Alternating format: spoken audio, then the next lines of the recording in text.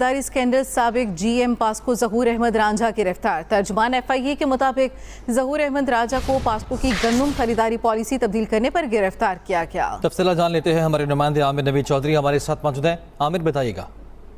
जी बिल्कुल, गंदम खरीदारी पॉलिसी के हवाले से जो एक बड़ा स्कैंडल सामने आया था, उसमें FIA लाहौर ने एक बड़ी कार्रवाई की है और साबिक GM पास्को ज़हूर अहमद रांझा को गिरफ्तार किया। FIA तर्जुमान लाहौर के मुताबिक कि ज़हूर अहमद रांझा ने मुबैना तौर पर MD पास्को के जाली दस्तखतों से एक मुबैना लेटर जारी किया, जिसमें तमाम डिस्ट्रिक्ट ऑफिसर्स को लिखा गया कि गंदम किसानों के बजाय आड़तियों से खरीदा जाए। ज़हूर अहमद रांझा पे इल्जाम है कि उन्होंने मुबैना तौर पर न सिर्फ गंदम खरीदारी पॉलिसी तब्दील की बल्कि जेल साजी भी की।